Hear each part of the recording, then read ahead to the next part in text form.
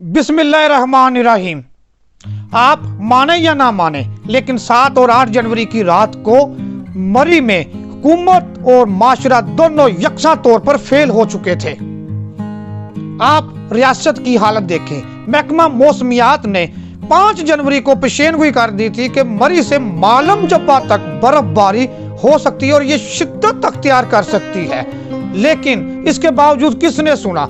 और साथ में ही महकमा मौसमियात ने यह भी कहा था कि 10 जनवरी तक तमाम राब्ता सड़कें बंद हो जाएंगी। सियाहों को भी एहतियात का मशवरा दिया गया, लेकिन किस महकमे ने यह बात सुनी और कितना अमल किया, ये आप सभी लोग जानते हैं। हमारी हुकूमत जानती है कि मरी में टोटल 3 से 3,500 गाड़ियों की गुंजाइश है और बड़ा खींच ले तो 4,000 गाड़ियों से ऊपर की पार्किंग मरी में दस्तयाब नहीं है।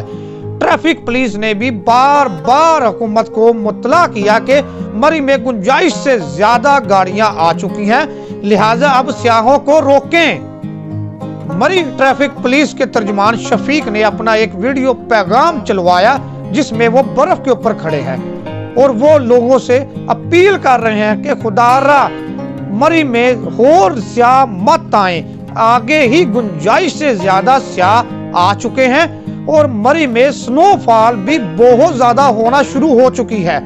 आप लोग अपने घरों में रहें, वरना ट्रैफिक के हालात भी बिगड़ सकते हैं और आप लोग भी मरी की स्नोफॉल के अंदर फंस जाएंगे। लेकिन ऐन उसी वक्त हमारे वजीर मसूब फवाद चौधरी ने एक ट्वीट किया कि मरी में 1 लाख से जायद गाड़ियां दाखिल हो चुकी हैं, अकामत गांव और होटल्स के किराए बढ़ चुके हैं। ये शो करता है कि आम आदमी की आमदनी में इजाफा हुआ है और आम आदमी खुशहाल है। वजीर आला पंजाब ने भी 7 जनवरी को पुलिस और रेस्क्यू की टीमों को शाबाशी दी और मुबारकबाद दिया कि आपने बहुत अच्छे इंतजामात किए हैं, लेकिन उसी वक्त ही एक इंसानी अलमिये ने जन्म लेना शुरू कर दिया था। मैं कई दफा मरी की सैर को गया हूँ, मेरे रिश्तेदार भी मरी की सैर को जाते हैं और दोस्त अहबाब तो अक्सर व बेशतर चक्कर लगाते रहते हैं। ये सारे लोग इस वाक़े के बाद एक ही चीज कहते हैं कि हम लोग भी ऐनी शाहिद हैं कि मरी के मकामी लोग इंतहाई बदतमीज हैं, चाहे वो मरी के ठेकेदार हो, किसी भी किस्म के ठेकेदार हो, चाहे होटल के मालकान हो, रेस्टोरेंट के मालकान हो, ये लोग इंतहाई खौफनाक, मौका परस्त और सफाक हैं। ये लोग इतने सफाक हैं कि बच्चे के दूध तक आपको ब्लैक करेंगे। अगर आपने गलती से अपनी गाड़ी किसी पार्किंग में खड़ी कर दी है तो पार्किंग वाला फौरन आपको टिकट थमा देगा, चाहे आप उससे रास्ता पूछने की नीयत से ही गाड़ी को पार्किंग पे लेके आए हैं। इसी तरह अगर आपने किसी होटल के एजेंट से कमरे का रेट पूछ लिया तो आपको हर सूरत में पैसे देना होंगे। अगर आपने पैसे अदा ना किए तो ये आपकी बेइज्जती करेगा, वो आपकी फैमिली के सामने आपको बेइज्जत करेगा। इसके अलावा तमाम बाजार वाले इसका साथ देंगे और आप कुछ भी नहीं कर सकते। हुकूमत जब भी एक्सप्रेस वे बंद करती है तो ये मुजाहरे करना शुरू कर देते हैं, जिसकी वजह से हुकूमत को इनकी मानना पड़ती है। दूसरी तरफ आप देखें, ये जंगल का जंगल काट कर खा गए हैं। मरी गंजा हो चुका है। आप जिधर भी देखेंगे आपको फ्लैट्स ही फ्लैट्स और होटल नजर आएंगे और ये तमाम होटल और फ्लैट मरी की कच्ची पहाड़ियों के ऊपर बने हैं। इन पहाड़ों पर अंग्रेज 200 साल पहले कंक्रीट की बनी इमारतों को ये कहकर रद्द कर चुका था कि मरी के ऊपर कच्ची पहाड़ियों पर इमारतें टिक नहीं सकते और ये मौसम का मुकाबला नहीं कर सकते, चाहे वो लंबी बारिश हो, बर्फबारी हो या के जल्जले का झटका। ये कच्ची पहाड़ियों पर बनी इमारतें इस चीज को बर्दाश्त नहीं कर सकती। आज मरी की हालत ये है कि यहाँ पर ना तो कानूनी तकाजों के मुताबिक इमारतें बनाई जा रही हैं और ना ही सियाहों के तहफ्फुज का कोई हकूक है। और इसी तरह आज की जो मरी है ये लूट खसूट और बदतमीजी की दलदल बन चुकी है। मरी में जब भी बर्फबारी शुरू होती है तो उससे पहले मशीनों को सड़कों के ऊपर खड़ा कर दिया जाता था, नमक का जहीरा किया जाता था, لیکن اس دفعہ جو مشینیں تھی وہ سنی بینک کے ڈپو کے اندر ہی کھڑی رہ گئیں اور نمک کاغذوں کے اندر خریدا گیا، کاغذوں کے اندر ہی اس کا چھڑکاؤ ہوا۔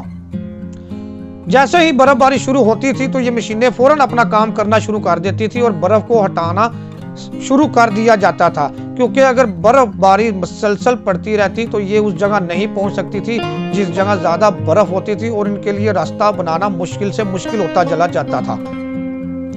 چنانچہ پھر کیا ہوا، وزیر مصروف کی اس ٹویٹ کے مطابق کہ خوشحال طبقہ مری کے اندر داخل ہوا اور ان کے ساتھ 1,62,000 گاڑیاں تھی اور مری میں ٹریفک کی بدترین صورتحال پیش آ گئی۔ مری کے ہوٹلوں میں ٹوٹل 3 سے 3,500 کمرے ہیں اور جب وہاں پر 4 لاکھ لوگ آ گئے تو ہوٹل کے مالکان نے فوراً سے پہلے ہی مری کے ایک کمرے کا کرایہ 50 سے 80 ہزار روپے 24 گھنٹے کے لیے کر دیا۔ کمروں کے کرائے کا یکدم بڑھ جانا عوام کے لیے ایک نیا مسئلہ ہو گیا، تو عوام کے لیے مجبوری یہ بن چکی تھی کہ انہوں نے اپنے آپ کو گاڑیوں کے اندر محصور کر لیا، اور دوسری طرف حکومت اور بیوروکریسی مری کی انتظامیہ کو شاباشی دیتی رہی کہ آپ نے بڑا اچھا انتظام کیا ہے۔ انتظامیہ نے محکمہ موسمیات کی رپورٹ کو ردی کی ٹوکری کے اندر پھینک دیا اور خود انجوائے کرتی رہی، اور دوسری طرف یہی موسم مری مالکان جو کہ ہوٹل، ریسٹورنٹ یا ٹھیکیدار تھے ان کے لیے آئیڈیل صورتحال اختیار کر گئی، اور انہوں نے آنے والے سیاحوں کو دل بھر کر لوٹنا کھسوٹنا شروع کر دیا۔ ابلا ہوا انڈا 500 روپے کا، پانی کی بوتل 600 روپے کی، چائے کا ایک کپ 800 روپے کا، اور بریانی کی ایک پلیٹ جو کہ عام حالات میں 150 سے 200 روپے کی مل جاتی ہے وہاں 1000 روپے کی بکنے لگی۔ گاڑی کو دھکا لگانے کے 3000 روپے مانگے جانے لگے، اور یہاں تک کہ لوگوں کو رستہ بتانے کے بھی مری کے مقامی لوگ پیسے مانگتے رہے۔ انہوں نے جیپوں سے پیٹرول کے کین بھی اتار لیے، خواتین کے ساتھ بدتمیزی شروع کر دی، بچوں کے رونے بلکنے کی آواز تو جیسے ان کے اوپر اثر ہی نہیں کر رہی تھی۔ تو لہٰذا لوگوں کے پاس ایک آخری آپشن بچتی تھی، وہ تھی ان کی اپنی گاڑیاں۔ وہ ان گاڑیوں میں محصور ہو گئے اور وہی گاڑیاں ان کے لیے گیس چیمبر ثابت ہوئیں۔ مری ایک ہل سٹیشن ہے، یہاں پر ہر قسم کا سرکاری دفتر موجود ہے، یہاں پر فوج کی ایک چھاؤنی بھی موجود ہے۔ اگر حکومت فوج کی مدد سے وہاں کے لوگوں کو کمبل، خوراک اور ادویات فراہم کر سکتی ہے تو ایک دن پہلے ان وسائل کو استعمال کیوں نہیں کیا؟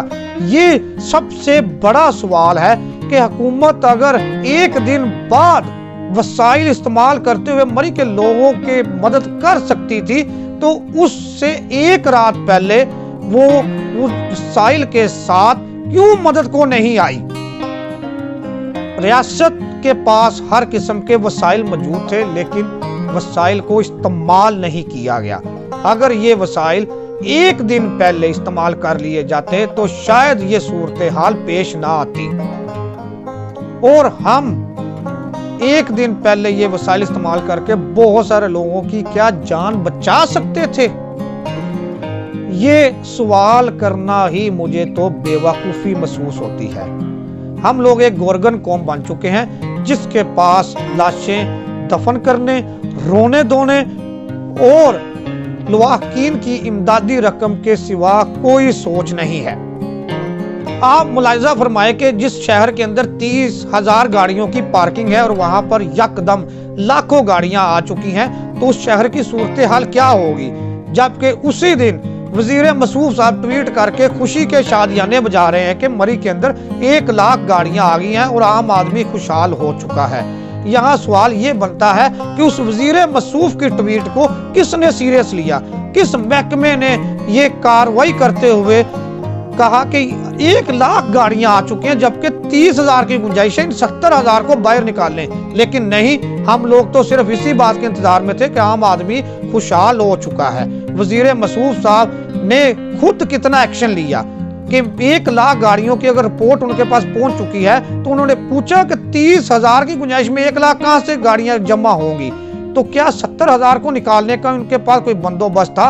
लेकिन नहीं, तमाम महकमों ने गोंगलुओं से मिट्टी झाड़ी और खामोशी से तकते रहे कि कोई हादसा रूनमा हो जाए। चलें, बिल फर्ज किया ये वाकया हो भी गया, तो आपको चाहिए था कि फौरन इमरजेंसी डिक्लेयर कर देते। मरी के तमाम होटल, रेस्टोरेंट और तमाम हट, सरकारी दफातर और फौजी छोनी को भी कहते कि लोगों को ठहराएं, हर कीमत पर ठहराएं, चाहे इसके लिए आपको कुछ भी करना पड़ता। लोवर टोपा और कलडाना में लोग सर्दी की वजह से मर रहे थे और दीवार की दूसरी तरफ रियासत थी, लेकिन उस रात किसी को रहम ना आया। आप अहलियत का इस बात से अंदाजा लगा लें कि लोग सर्दी की वजह से गाड़ियों के अंदर महसूर हैं और किसी भी सरकारी इदारे के सुकरात बुकरात और अफलातून को ये तक नहीं मालूम कि अगर गाड़ी के सिलेंसर पर बर्फ पड़ जाएगी तो गाड़ी के अंदर कार्बन मोनोऑक्साइड गैस जमा हो जाएगी, लोग दम घुटने से मर जाएंगे। लेकिन किसी ने ना किसी को बताया और ना ही लोगों को पता था। कहने को तो हम एक एटमी मुल्क के शहरी हैं, लेकिन हमारे पास तलीम नाम की और शऊर नाम की चीज नहीं। क्या किसी इंसान जो कि वहां पर गया था उसको पता था कि अगर गाड़ी के आगे सिलेंसर के आगे बर्फ पड़ गई तो मैं उसके अंदर दम घुटने से मर जाऊंगा? ये अमवात इसी तरह हुई है कि गाड़ियों के सिलेंसरों के आगे बर्फ जम गई और हीटर ऑन रहे और वो हीटर कार्बन मोनोऑक्साइड गैस गाड़ी के अंदर जमा करते रहे और लोग गैस की वजह से दम घुटने से मर गए। महकमा मौसमियात ने बहुत पहले से खबरदार कर दिया था कि मरी में बड़ी शदीद बर्फबारी होगी, लेकिन किस सरकारी महकमे ने इसको सीरियस लिया? किस सरकारी महकमे ने इस पर अमल किया? अवाम गाड़ियों के अंदर मरते रहे और ये इसी बात का इंतजार करते रहे कि एक आर्डर आएगा तो हम उसके ऊपर अमल करेंगे और अवाम को बचाएंगे। चुनाचा अब हमें फैसला करना है कि हमने ये मुल्क चलाना है या हमने इस मुल्क का खात्मा करना है। तो खुदा रा जाग जाएं, हमारे पास ज्यादा वक्त नहीं है।